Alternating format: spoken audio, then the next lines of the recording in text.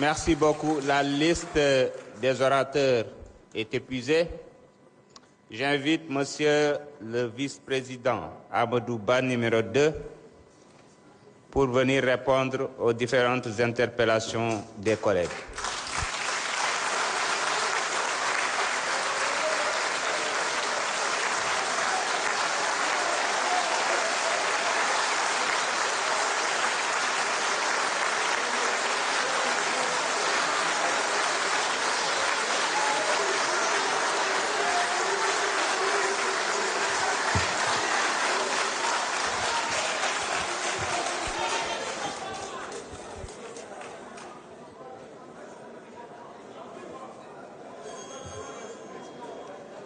أعوذ بالله من الشيطان الرجيم بسم الله الرحمن الرحيم والصلاة والسلام على رسول الله السلام عليكم mbooloo mi Monsieur le Président,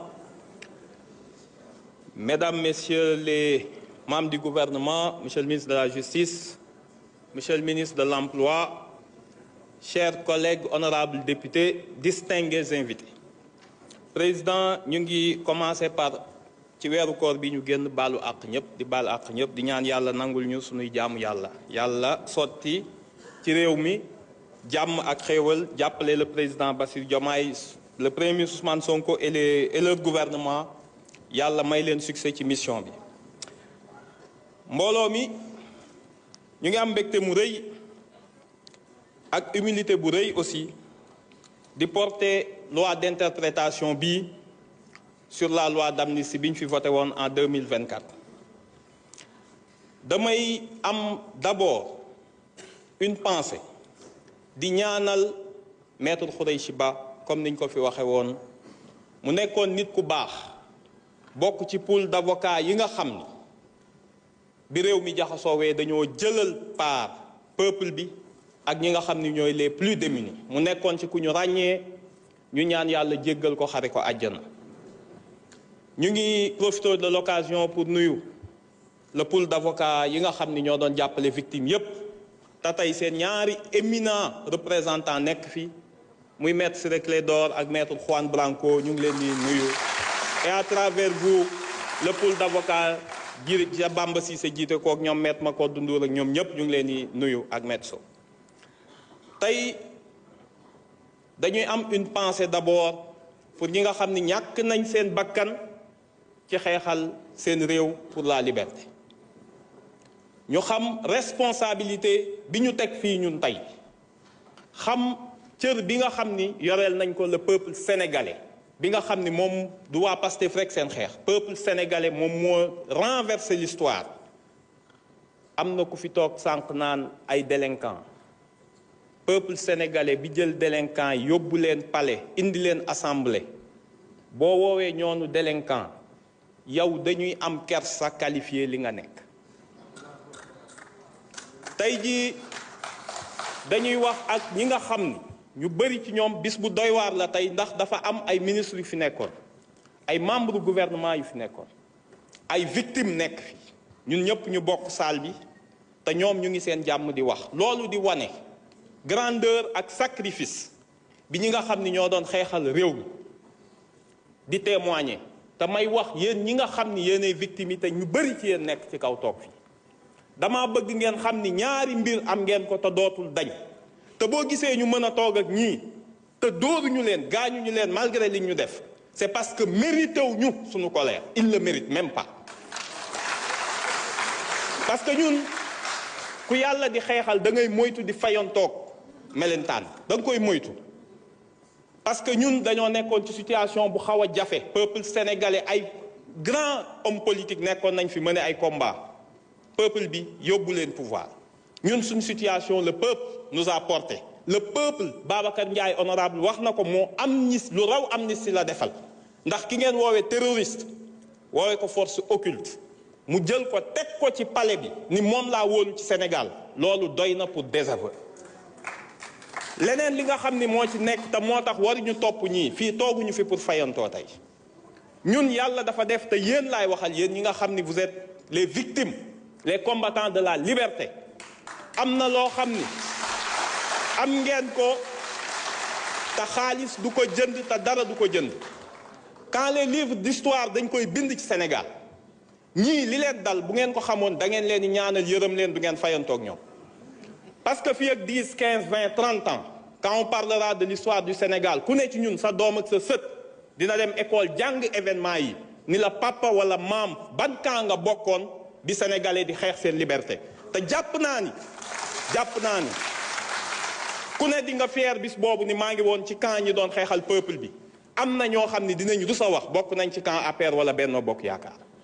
moo tax ma ni la ñii jar ñoo fayantoo lan moo xew ba indi loi bi 2011 dégg naa li ngeen fi wax yéen amnistie dalee na dal avant amnistie bi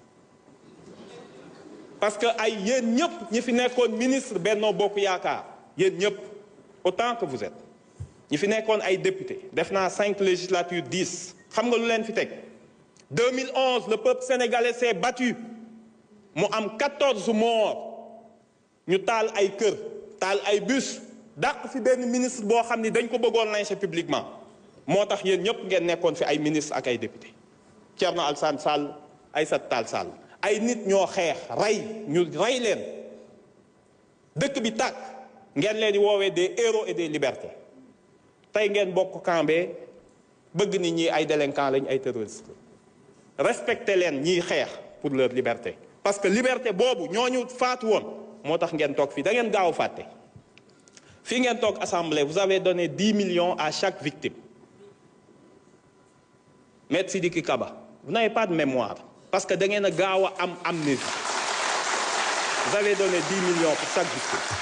tey ngeen ni même victime yi amuñu droit à une indemnisation te fii ngeen toog jox leen 10 millions damay ñëw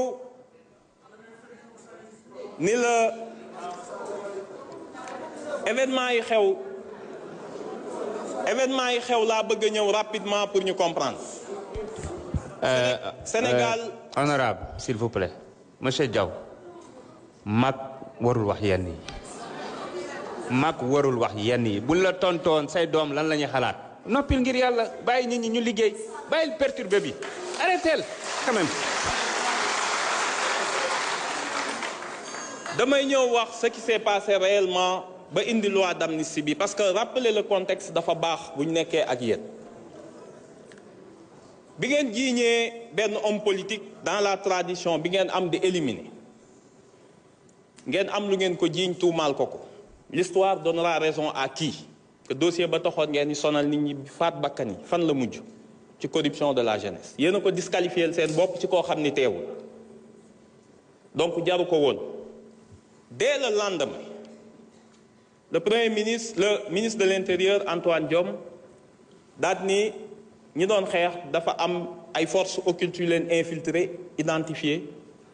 daal ni day dénoncer des actes de nature terroriste foofu ngeen commencé seen rhétorique bi leen permettre après état d'exception bi ngeen am ak le permis de tuer fan ngeen ko jële ngeen bind benn mémorandum bi ngeen bind sur les événements de mars yéen a ngi ko publié avril muy document 24 pages boo xam ni kan moo ko c'est un document officiel du gouvernement sénégalais parce que c'est l'unité d'impression de la présidence moo yore copyright bi donc document officiel ngeen wax ci ñaari mbir bi Antoine Diome ne dafa am ay forces occultes le 4 avril les forces de défense et sécurité weddi ko ci ngeen commencé abandonner FDS yi ndax dans ce document à la page 6 et 7 li ngeen ci wax lu leer la da ngeen ni musu leen jox ordre kenn mu tirer sur les manifestants fa ngeen njëkkee commencé seetal seen bopp à la page 6 dem leen ci à la page 7 de ce document ngeen ni yéen de da ngeen ni mettre en place une commission d'enquête ana commission d'enquête ba c'était en 2021 ñu passé 2021 on arrive aux événements de juin 2023 foofu am solo parce que c'est un tournant aussi ñu def conférence gouvernement premier ministre Amadou Ba jiite ko Ismaïla Madior Fall toog ministre de la justice ministre de la défense nekk fa Abdou Karim Fofana nekk fa et le ministre de l'intérieur Abdou Karim Fofana ni les nervis c'est des gens qui voulaient défendre leur quartier loolu la wax c'est des gens qui voulaient défendre leur quartier bi ñu leen acculé Antoine Diome defaat déclaration le 4 juin daal ni waxoon naa y avait des forces occultes et des nervis ci dëkk bi ñoo xam ni ñoom ñoo tiré sur la population ngeen may weddi tey gis ngeen ko on a vu les images à la télé maître Aïssata Tall Sall daal di dem parlement européen ñu yabal ko fa mu ne Sénégal li fa xew laa leen di nettali ñu ne ko lan la devant le parlement européen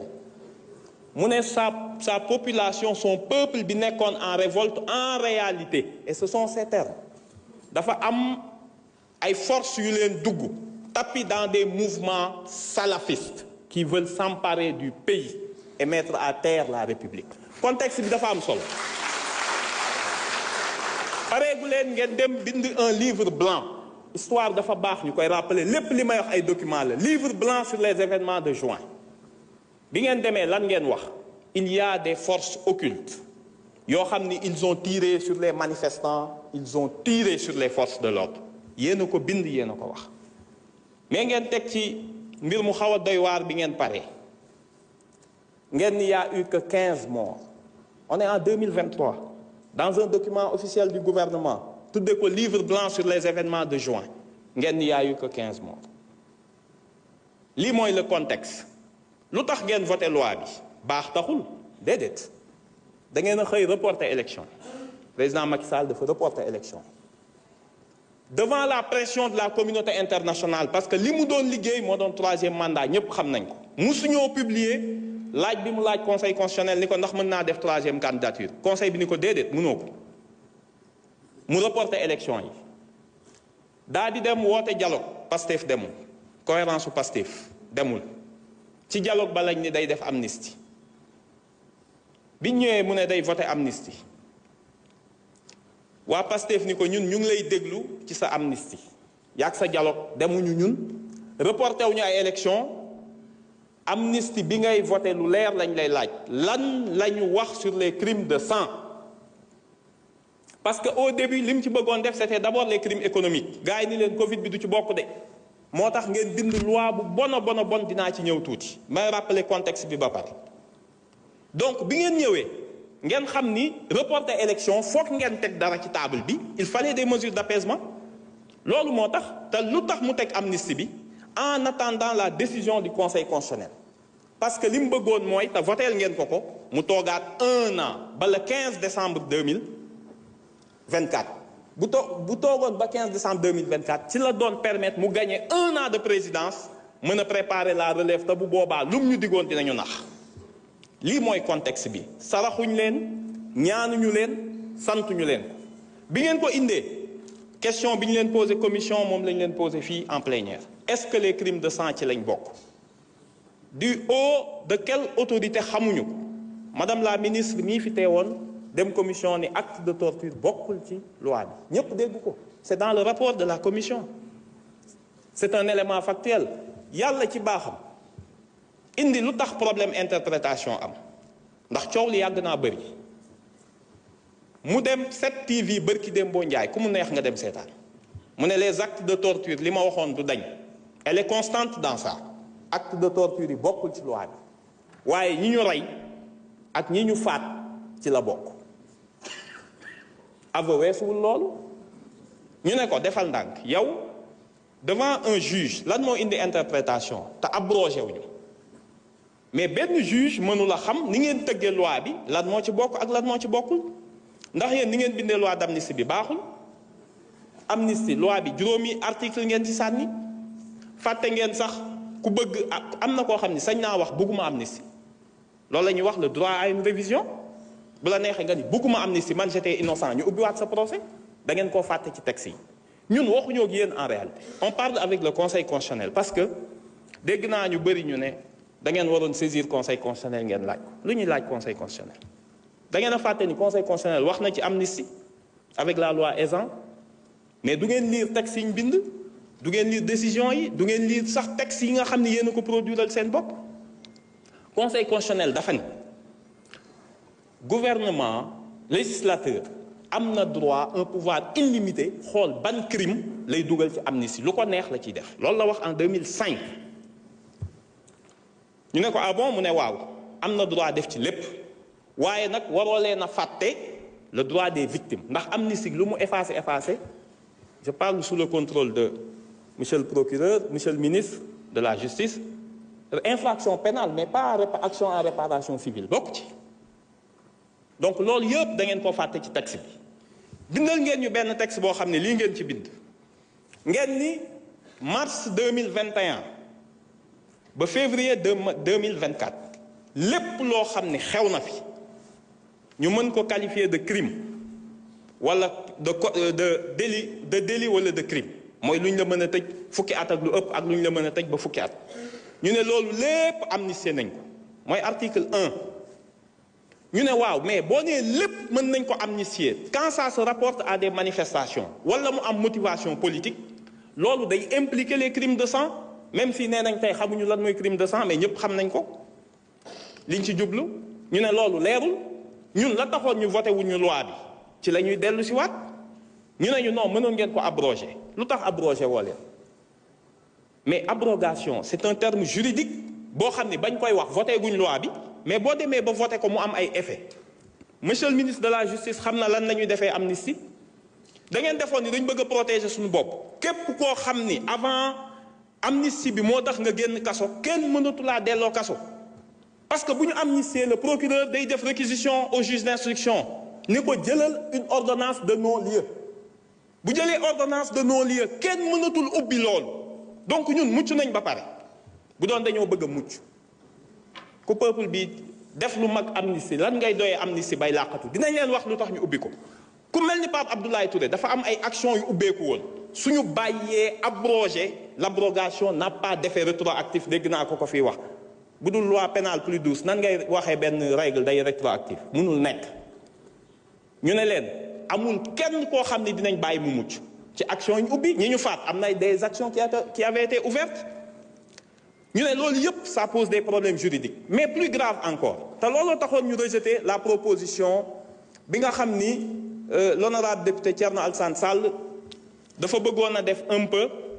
du chapardage politique parce que loolu c'est de la piraterie parlementaire nga xam ni ñun dañooy bëgg dara nga ni xaaral ma jéem leen ci jiitu te amoo les moyens xam nga lu mu bëgg bu ñu abrogé da nga koy laaj les gens de la société civile yi wax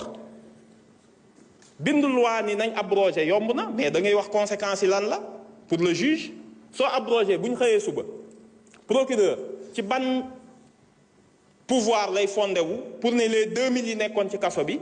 na leen gendarmerie ak police rëbb ci dëkk bi ñu delloo leen dañ leen delloo ci kaso yi génne ñi nga xam ni ñooy agresseurs yi ak ñooy criminels yi fa nekk boo nee da ngay abroger il faut nga wax les conséquences pratiques ñi nga xam ni dañ leen condamné woon yàlla def amuñu temps def appel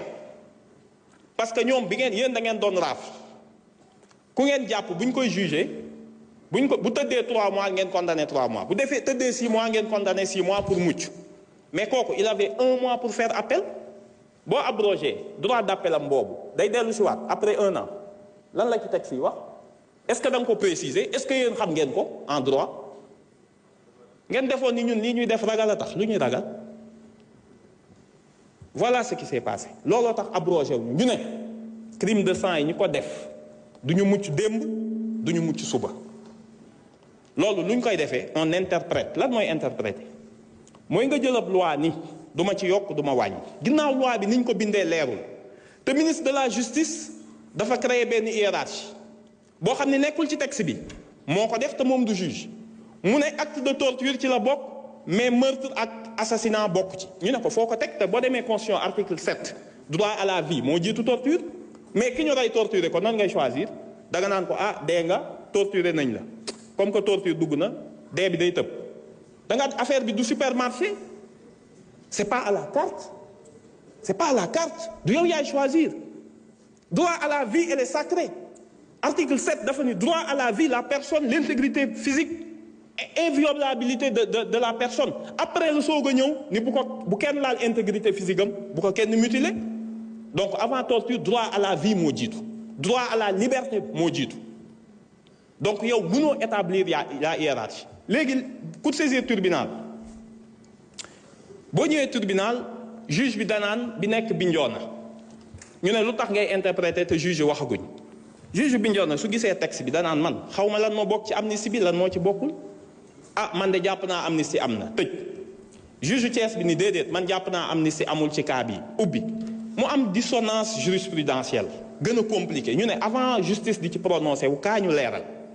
Sénégal dafa ratifier ay convention internationale convention contre la torture déclaration universelle des droits de l'homme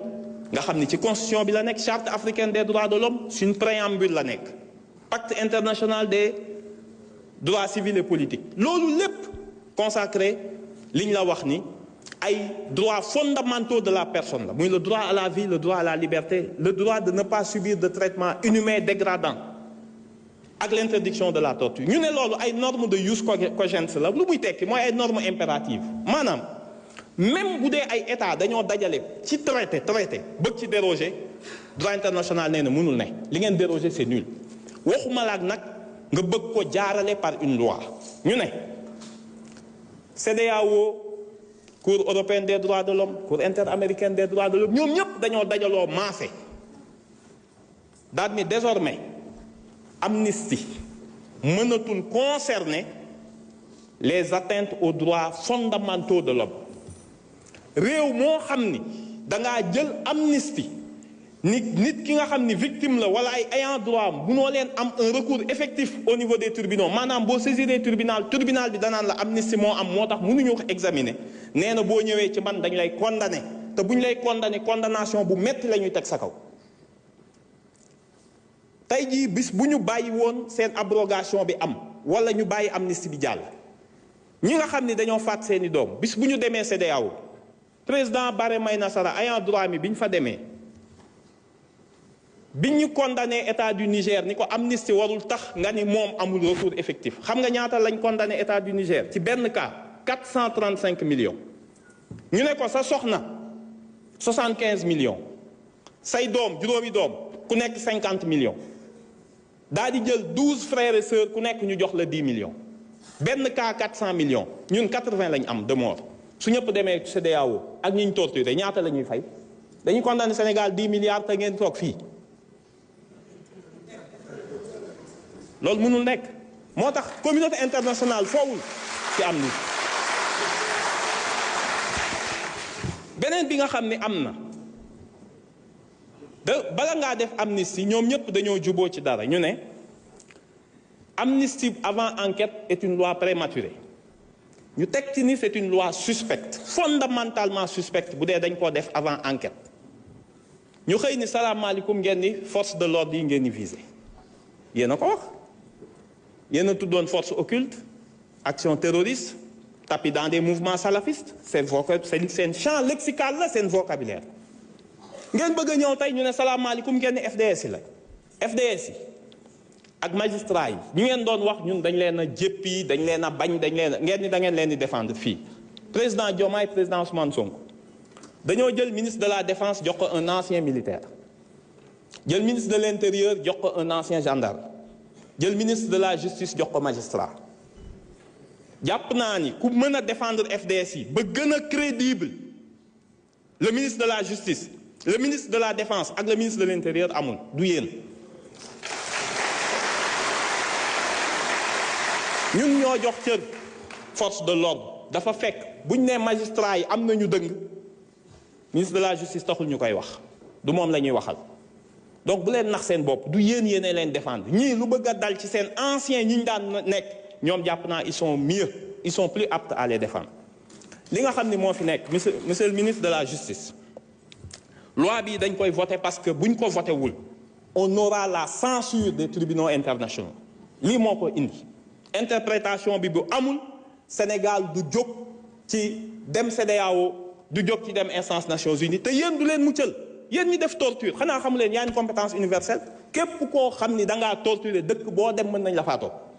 donc yéen du ngeen mucc fii bu ngeen muccee fii du ngeen mucc fële même bu ngeen dawee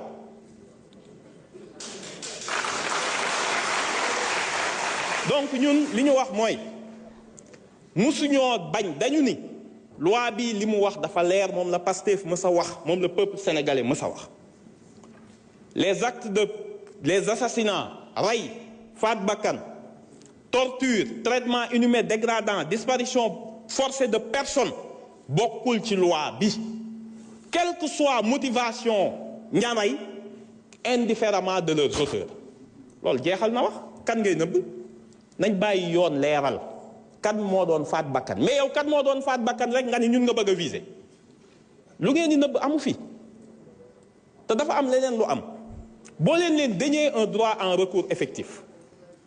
li ngeen comprendre lul justice transitionnelle day dox ci ñeenti fànn bi ci ëpp mooy boo bëggee justice am paix sociale am il faut que victime yi am lu ñuy wax investigation droit à l'investigation kooku procédure bi mënta ñàkk ñu enquête ñu juger ñu sanctionner ñu réparer am bu am solo ñu am une garantie de non répétition loolu mooy lan ñun liñ paree soxla ci loi bi bu paree wax naa la 2011 dañoo faat ay bakkan pour ngeen ñëw ci nguur gi ñun bëggatuñu kuy ñëw ci nguur di ñuy faat ay bakkan dañuy changer toutes les procédures dañuy fexe à partir de cette loi et de cette justice ba nit ñi xam situer responsabilité mais ce qui est plus important mooy ñu xam ni bis bu bakkan faatootee il faut que les FDS xam les règles d'engagement dinañ xam kan moo yore fetal bal bi kan moo ko yor su nit gaa faatoo rek xam nañ kan moo tiire jaratul ñuy wax kan ak kan la loolu lañ ci njëkk a jublu bi ci topp amatul benn procureur boo xam ne sañ ngaa signer certificat de genre de mort koo xam ni dañ koo rey par balle nga ni par accident la sañatoo ko sans autopsie sañatoo ko dañuy changer code pénal dugal ci code de procédure pénale ay règles yu bees yoo xam ni manifestation bu amatee mënoo ko def manifestation bu amatee dinañ protéger les médecins ba nga xam ni doo ko forcer mu bind ay termes yoo xam ni dangaa damm baatu nit ki mu ne kii da doon geesu baat bi xaw a kale parce que loolu moo fi am pourquoi ñu am 15 morts officiellement ñëpp xam ni 86 la parce que da ngeen a suul ay nit xam ngeen ni tey seen yaram yàqu na Sénégal fan lay jëlee ay moyens pour ubbi leen xool kan ak kan moo ko rey li ngeen def xam ngeen ko bu baax a baax victime yi pour ñu defaru il faut ñu delloo leen àq ak yelleef boobu moo tax loi bi dinañ ko voter avec fierté te xam ngeen ci dara. Je vais essayer de résumer un peu en français ce que j'ai dit après avoir rendu hommage à Maître Khoureychi Ba et à tous les avocats, dont 2 éminents avocats personnalités qui les représentent ici, Maître Ciré Clédor et Maître Juan Branco. Et à travers vous, tout le pool d'avocats. Je rappelle juste qu'on a proposé l'interprétation de cette loi d'abord de façon primordiale pour permettre au Sénégal de se conformer à ses obligations internationales. Vous savez, on peut saisir le Conseil constitutionnel pour demande d'avis. Le Conseil constitutionnel l'a dit et répété, même dans la loi ESAN. Il n'est pas compétent pour apprécier la conventionnalité, c'est-à-dire qu'il ne peut pas apprécier la conformité d'une loi à un traité international, à une convention internationale comme le cas de la torture. Si vous déférez cette loi, vous demandez au Conseil constitutionnel est-ce que la loi d'amnistie est conforme à la Convention contre la torture, qui est une norme de droit international. Il vous dira je suis incompétent. La loi organique sur le Conseil constitutionnel me donne seulement la compétence pour apprécier la conformité d'une loi à la Constitution, mais pas la conformité d'une loi à un engagement international. C'est par méconnaissance que vous dites qu'il faut demander l'avis du Conseil constitutionnel. Ce but de ce texte interprétatif n'est ni d'ajouter quoi que ce soit, n'est pas de désigner des responsables, mais de préciser le champ d'application de la loi d'amnistie pour permettre aux juges d'avoir une jurisprudence uniforme. Chaque infraction, chaque acte, chaque fait constitutif de violation des droits de l'homme porte sa propre motivation. S'il y a un assassinat, le juge est obligé d'ouvrir et de rouvrir le dossier. S'il s'agit d'autres cas, il sait que ça ne fait pas partie. Donc, personne n'est visé. Chaque infraction porte sa propre motivation. Ce n'est pas l'auteur de l'infraction qui vient en bandoulière dire au juge « Moi, j'ai tué, j'avais une motivation politique ». Que nenni, ça ne se passe jamais comme ça. S'il y a un mort, c'est que ce n'est pas lié aux manifestations. Vous pouvez proclamer en avoir eu la motivation. Vous pouvez établir un lien qu'il y avait un rapport imminent, direct et immédiat avec les manifestations. Ça ne vous sauvera pas des poursuites. L'autre élément qu'on a oublié dans la loi d'amnistie, qui est le droit à réparation. Toute loi d'amnistie qui n'a pas prévu de droit à réparation est présumée nulle et non avenue ab initio, vous le savez mieux que nous.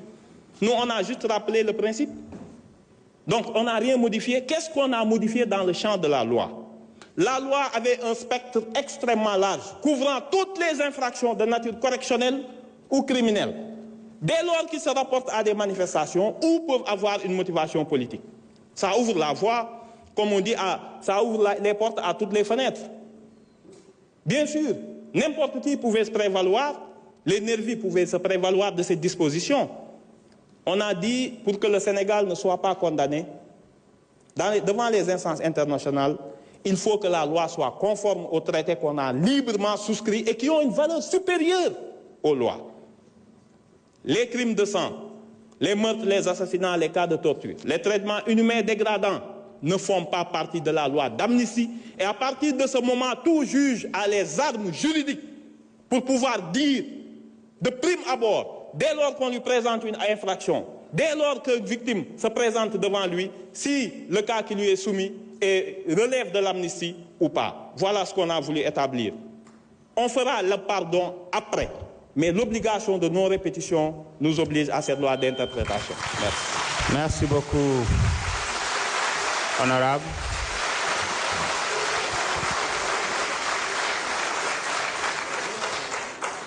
Je suspends pour 8 minutes. Nous allons reprendre exactement à 19h50,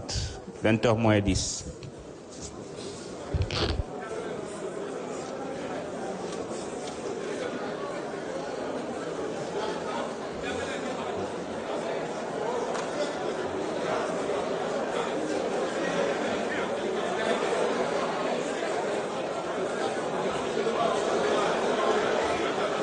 De séance décrétée par, je le disais, donc troisième suspension de séance décrétée par M. Malick Ndiaye, président de l'Assemblée nationale, avec juste les propos de Amadou Ba, l'honorable Amadou Ba, qui vient de clore donc cette série d'orateurs de presque 89 députés qui ont pris la parole ici depuis 10 heures du matin, donc jusqu'à presque 20 heures, presque donc 10 heures d'horloge de débat ici à l'Assemblée nationale, avec celui qui porte la proposition de loi portant interprétation de la loi d'amnistie 2024, votée ici le 6 mars 2024, mercredi notamment, et promulguée le 13 mars, donc ce qui fait que c'est une loi du 13 mars 2024 ici à l'Assemblée nationale. Pour vous dire